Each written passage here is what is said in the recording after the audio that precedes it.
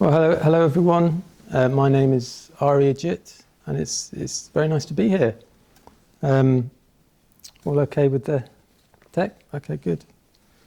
So, yeah, it's always hard to give a talk like this. You never quite know who you're talking to, in the sense of I don't know how much you all know about Buddhism. You may know all about the Wheel of Life and so on, but I've been told not to use any jargon, so I'll try and keep it fairly simple. Hopefully there'll also be something, if you're quite familiar with all this, hopefully there'll be something new. I'm going to talk about a Billy Joel song at one point, so see if you can guess what that might be related to. So yeah, I've been asked to talk about the endless round, the Buddha's vision of the Wheel of Life. So I'm going to be talking about the world that we're in. In Buddhism, the word for that is samsara, which means something like to wander round and round endlessly. That's what we're doing in the world according to Buddhism. We're wandering endlessly round and round. And here we have the Tibetan Wheel of Life. Hopefully you won't be able to make out the detail, but it's a very ancient symbol. This is Tibetan Wheel of Life, but it's actually goes back to India. We don't quite know when, but it's associated with the Buddha. And it's a kind of a modern painting of the Wheel of Life. I actually call it the Tom Selleck Wheel of Life, because the man in the human realm looks just like Tom Selleck, I think. I don't know if that was intentional by the artist Arloka, but some of you probably too young to know who he is, but Magnum PI, that rings any bells. But anyway, that's by the by. So yeah, the first thing to say about the Wheel of Life, it goes round. It's cyclical. That's kind of, according to Buddhism, that's kind of what we see in the world. It goes round. It's cyclical. We see this in the world in all sorts of ways. So we see it in nature, the seasons, the cycle of the seasons. We see day and night. We see it in the solar system, in the universe. Everything is kind of rising and falling. Everything is living and then it's dying. Everything is in a cycle. We see it in human activity as well. We see it in our culture. We see it in history. We see empires rise and fall. The British Empire rose and fall. The Roman Empire rose and fall. The Mongol Empire rose and fall. They probably all didn't realise that was happening. They probably all thought, we've got it made here. It's going to last forever. But all empires eventually end. It's quite interesting. There was at around the time the Berlin Wall fell and the Cold War ended, there was a kind of an intellectual called Francis Fukujima, I think his name was. He wrote this book called The End of History and the Last Man. I've never actually read the book, but it's always stood in my mind, that idea of the end of history. I was only a boy when the Berlin Wall came down, but it felt like, for a lot of people, it felt like, well, we've kind of solved all our ideological problems. That was what he said in the book, apparently. And at the time, looking back, it was a relatively peaceful time. And Francis Fukujima said it was the end of history, it was the end of all these kind of problems that we've created for ourselves. And now, humanity had entered a different phase. I think he might have been misquoted. I haven't read the book, so I don't want to kind of say that he got it completely wrong. But looking back, hasn't quite turned out like that, has it? We're kind of still very much in quite a turbulent world.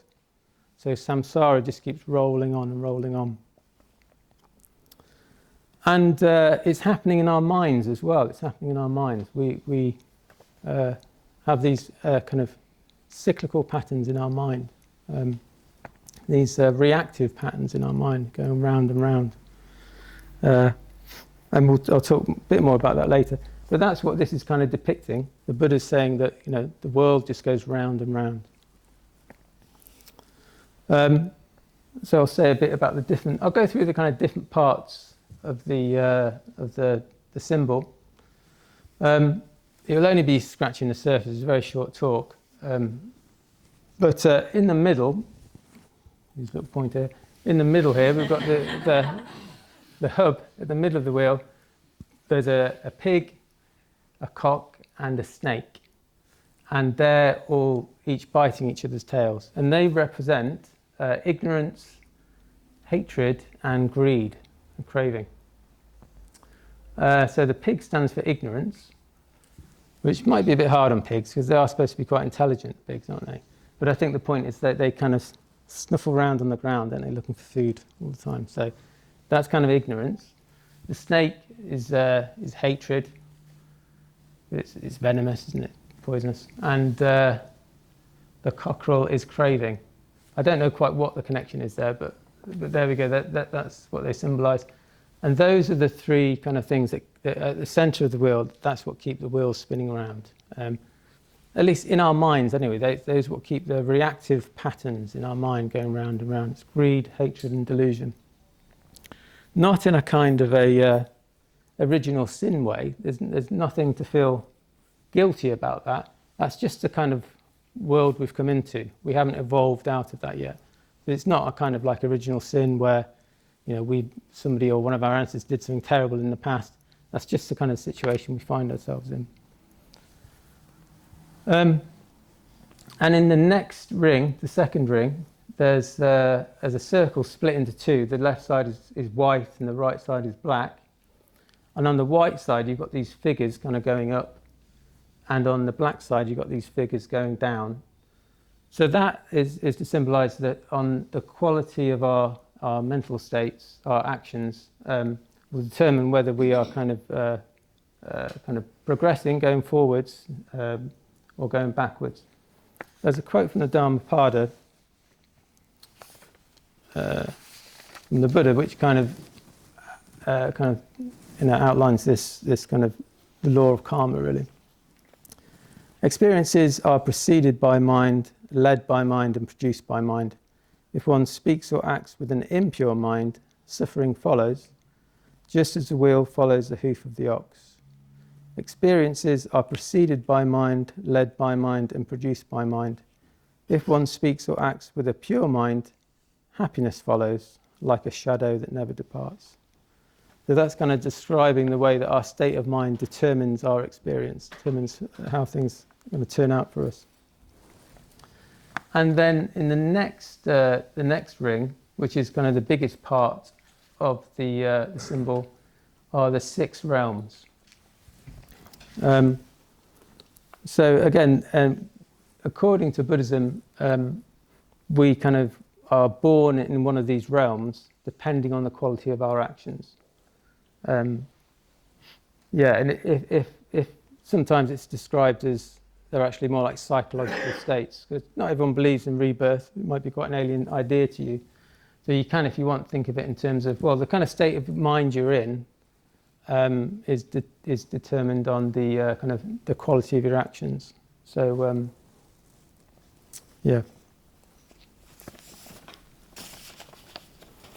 So I'll just talk about these different realms. So the first one is the top one here is the realm of the gods, and that is the realm of the devas, as they're called in kind of Indian mythology, and that is a world of really refined pleasure and lots of kind of bliss and enjoyment. It's a kind of these beings live a long time as well. Apparently, they have a very kind of pleasant and blissful life. Sometimes it's compared to kind of like the kind of the elite, the kind of Hollywood elite. They're very beautiful. They have lots of money and things like that. So that's the world of the devas. And next we have the world of the Titans, or Asuras as they're called, and they're kind of very kind of aggressive. They're very kind of sexually polarized, and they're always fighting and competing against each other. So that's often compared to kind of the political world, or the kind of or the business world, sometimes really competitive kind of world. Then we have the realm of the animals, Yeah, the animals, you're always a bit afraid what to say about animals, because if you say animals haven't developed consciousness like we have, people sometimes object and say, well, dolphins and stuff. But yeah, they're more driven by instincts, and they're kind of they haven't developed self-consciousness in the way that we have. Then in the next realm at the bottom you have the hell realm, which is a realm of intense suffering. So yeah, it's not like the hell in other religions where you're there for all eternity and it's kind of punishment. It's just where you end up if you act a certain way. The result is you end up in hell. And I'm sure we all have ended in difficult mental states at times, haven't we? And we probably all know people who are kind of in hell, or see it on the news. There's kind of hell realms in the world, so you can understand it in that way as well. And at times we can probably relate to the animal realm of it, when we're driven by instinct. And then there's the hungry ghosts, the praetors. They are they have really large tummies, really large bellies, and really tiny pin-sized mouths. And they're craving all the time, but they can never sate their hunger. And any food or water that gets into their mouth just turns into flame. So it's a really horrible state. They're a bit like Gollum from Lord of the Rings, just constantly kind of wanting and craving, that kind of thing. And probably we can relate to that as well to some degree, can't we? That state of being in a state of craving, but never quite being able to satisfy yourself. Watching another YouTube video or eating another chocolate hobnob or something. It's like. And then we get to the human realm, where, as I say, Tom Selleck. And the human realm is supposed to be a good realm to be in terms of spiritual practice, because it's not too pleasurable. So you don't kind of just become complacent like the gods. You don't just sit back and enjoy yourself. There's enough suffering that you've got to you're inspired to kind of do some work. Yeah, and in each of these realms, it doesn't have it on this one, but often you have a different Buddha figure in each realm who appears to kind of give the people in that world what they need to progress. So in the God realm, where everyone's really happy and they live for many years and they're really happy, there's a Buddha who appears playing music, and he's singing the song of impermanence to remind them that this is not going to last forever. You are impermanent too, and you can fall to the lower realms. Yeah, and in the realm of the Titans, with these very aggressive beings, the Buddha appears with a sword. So he's kind of impresses them with how strong he is, but then he's able to kind of guide them into a more harmonious way of living. So anyway, there's a different Buddha in each realm that kind of helps them according to what they need. And there's a nice story about all these different worlds that kind of is to do with. There's a legend about how this symbol came to be in the first place. Back when the Buddha was alive, there was one of his best disciples, one of his best friends and chief disciples, was called Maha and he had this special power. He was particularly good at seeing into different realms. He had certain special powers, and one of his abilities was to be able to go into all these different worlds, and he could observe them and see how they came to be where they were. So yeah, enlightenment enables you to see all these different worlds. Often we're kind of stuck in our own world, aren't we? Even in the human world, there's lots of different worlds, isn't there? There's different worlds based on class, on culture, on belief, nationality, language, race, and so on. So we're in all these different worlds in the human world. There's even the Buddhist world, I suppose, isn't there? And even in the Buddhist world, there's a Triratna world. And even in Triratna, we have our own different ideas. Even in the order, we have different ideas. We have our own. And you could say that each of us is our own little world as well, couldn't you? We're all in our own little world. I love this ability of Maha. He was able to go into the different worlds and kind of empathise with different people, understand different people. And the Buddha himself was called the Lokavidu, the knower of the worlds. So he was able to know the world in all its heights and depths. And I think that's a really kind of good example for us. I think that's something we're trying to do at the centre here, is develop a place where we can all come together from our different worlds and kind of, start to understand each other, be in harmony with each other. Because we're living in a very fractious, polarised world, aren't we? We're kind of in a world where lots of worlds are colliding at the moment, lots of different cultures are colliding. So hopefully at the Buddhist Centre we can kind of come together and try and understand each other on the basis of something other than, different beliefs and so on. I'll maybe say a bit more about that later. There's a lovely story about this from the life of the Buddha, actually. There was a time when he was meditating in the forest with about 500 of his monks, who were all enlightened. So it would have been a very beautiful kind of scene. And it attracts all these different beings from all the different worlds. So it attracts lots of devas and or even attracts, according to the story, devas from different planets, like 10 different solar systems. They all come and they just want to be around the Buddha. And two of the Buddhas, the creatures from Greek mythology, Indian mythology, are the Nagas and the Garudas. And the Nagas are these kind of serpent creatures. And they kind of associate with water. And they're kind of like dragons. In the West we'd call them dragons, but they're kind of snake-like creatures. And also there's the Garudas, which are these bird kind of creatures. So they're associated with the sky. So they're kind of opposites. There's the Garudas and the Nagas. And the Garudas often swoop down and kind of attack the Nagas. But in this story, when all these beings come together, they're all kind of in peace together because they're kind of in relation to the Buddha. So it's quite lovely. So hopefully we're trying to do something like that here. Everyone can come together. No matter what your kind of political beliefs are and so on, everyone's welcome here to come together. There's a funny story about we've got a Garuda here in the centre, actually. So there's a story about Prasadasara, yeah. We've got a Garuda in the office on the top of some cabinets. And I think Prasadasara was getting something out of the drawer and it fell and landed and bumped her on the head. It's quite a heavy thing as well. So maybe it thought she was a Naga or something, I don't know. But anyway, I love that story about... Yeah, the point, we're all kind of in different worlds, aren't we? And we've all got to try and come together and understand each other.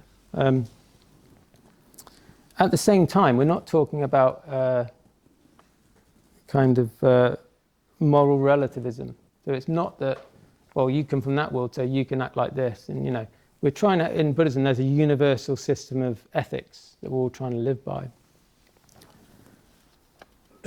But still, it's a lovely thing to try and understand where we're all from. Sometimes we tell life stories in Tree Ratna, which I think is one of our traditions. We tell life stories. And it's a great way to get to know people and understand where they've come from, what world they're from, if you like. And it really helps understand people.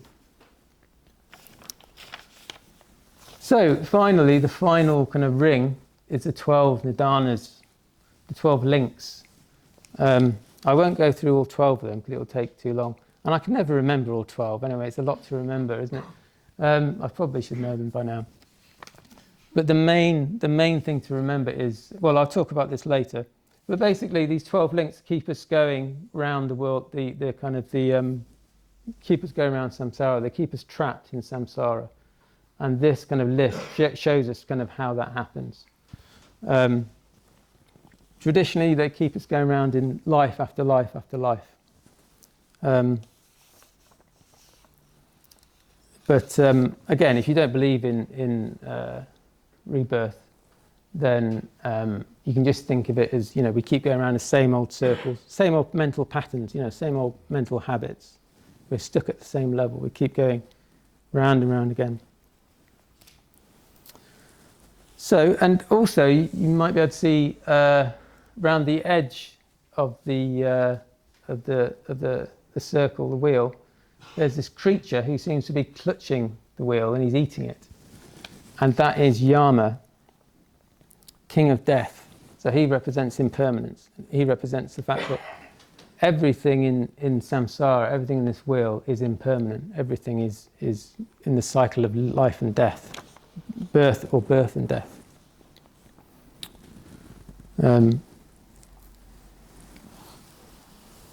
Yeah, so one day this talk I'm giving will come to an end. You'll be glad to hear. The Saturday class will come to an end. And one day there won't be any more Saturdays even. Think of that. So everything is impermanent, even me, believe it or not. So that means that the world is one of suffering, because everything is ending all the time. It's painful. It's a world of pain. The Buddha said, the tears you have shed while wandering and transmigrating this long, long time are indeed greater than the water in the 4 great oceans. So yeah, there's a lot of suffering. It's not all suffering, obviously, especially on a nice day like this. There's lots of, enjoyment. And in the God realm especially, there's lots of enjoyment, but it doesn't last forever. And we can end up in a hell realm quite easily. It's a dangerous place to be, samsara. You never know what's quite going to happen. Now we come up to the Billy Joel song. Then I told a friend today, I was giving a talk on Wheel of Life, and I was going to mention a Billy Joel song. And could he guess what it was? And he sent me a voice note singing Uptown Girl. Which it isn't that song. It's We Didn't Start the Fire by Billy Joel. People know that song? You know that? Nodding. Yeah, so yeah, it's interesting. So I'll just read, I won't sing it. I'll read some of the lyrics from it. Basically, the verses are him just mentioning kind of people and events from his life. He goes through a list of people and events, isn't it? And then the chorus goes, we didn't start the fire. It was always burning since the world's been turning. We didn't start the fire. We didn't light it, but we're trying to fight it. And when we are gone, it will still burn on and on and on and on. So yeah, I don't think he specifically wrote that about samsara, but that's kind of what samsara is like. It just goes on. Nobody started it, it's not our fault. Like I was saying at the beginning, we just find ourselves in samsara. And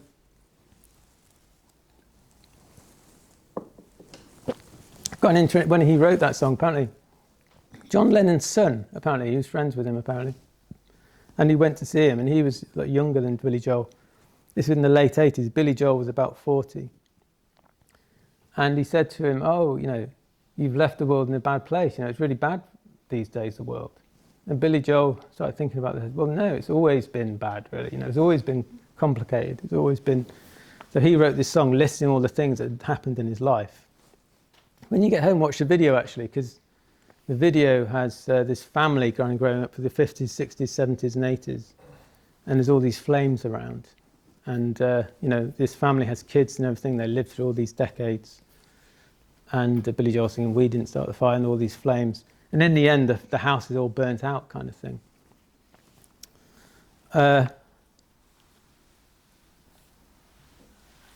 So yeah, that's samsara. It's kind of a world of suffering, pain and impermanence. It's not all bad, there's some fun to be had. But I wouldn't want to be stuck here forever. It's a bit like being stuck in a never-ending soap opera. A bit like being stuck in EastEnders or Coronation Street or something. In a soap opera they introduce a new character and they're all kind of happy and full of hope and everything. And you know that kind of there's going to be an affair, there's going to be a bankruptcy, and that's what samsara is like. It's full of trouble.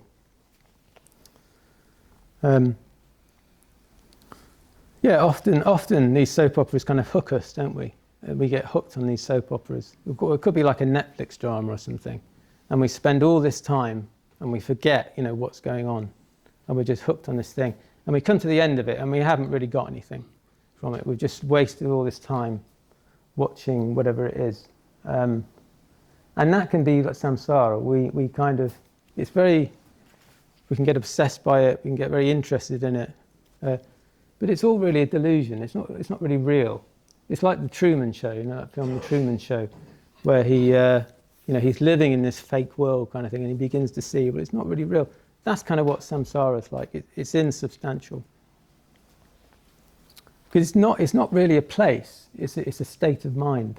It's not really a place. We talk about it as if it's a place, but really it's a state of mind.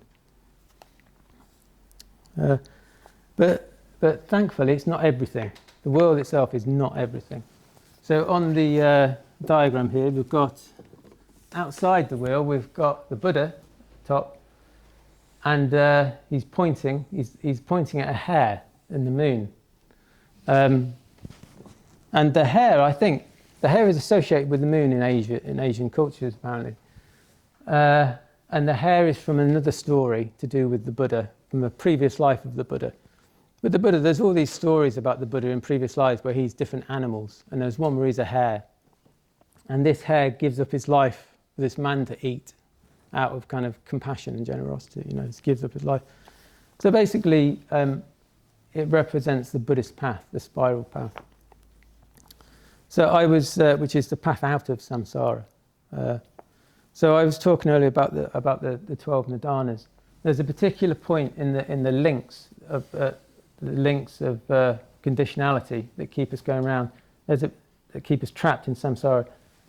There's a particular point which is a weak point where we can get out of it, and that is a point between feeling and grasping. I mean, craving and grasping. So when we see a chocolate bar or something, maybe we're on a diet and we're trying to keep off the chocolate, but we see the chocolate bar, and before we know it, we've got it and it's in our mouth, kind of thing, And that applies to all sorts of things, isn't it? Somebody annoys us, and we're trying not to be angry these days, but they really kind of get under our skin, and we shout at them. So there's that kind of bit where we can pause and then just be with the discomfort of seeing the chocolate bar but not taking it. Or somebody might say something that hurts our feelings, and we can just stay with the discomfort of that. And that's the gap, that's the opportunity to get off the wheel and behave in a more creative way, in a more kind of useful way, not just react again and go around the wheel again. So there is another link of 12 nidanas, or the spiral path. So if you imagine this circle kind of flat, there's a spiral path going out of it, which goes higher and higher. And that kind of goes on forever. There's no limit to it. And that's kind of the path to nirvana. So nirvana is sometimes thought of as the opposite of samsara. So the characteristics of nirvana, whereas samsara, the world we are in, is kind of in time and space, nirvana is beyond time and space. It's not that it's eternal, it's beyond time and space. So it's kind of beyond impermanence. It's free from suffering. There's no suffering in nirvana. The nirvana literally means the blowing out of the fires of greed, hatred, and delusion. So the problems of samsara cannot be solved on the level of samsara. We need to get on the spiral path. The problems of samsara, all the conflict and war and all the strife we have, all the stress we have, cannot be solved on their own level. These days, a lot of kind of conceptions of the world, a lot of the beliefs of the world, kind of materialism, I suppose, only kind of include the world, only have samsara. They don't have a way out. So a lot of the kind of the culture we have, is just samsara. It doesn't have reference to nirvana. It's just about the world and getting pleasure and so on. Not that these things are bad, but they're limited. They're never going to give us complete happiness. And there's much, much more to us than can be found just on the level of nirvana, of samsara. So what we're trying to do in a centre like this is kind of have practices where we can kind of be in the gap and kind of go up the spiral path.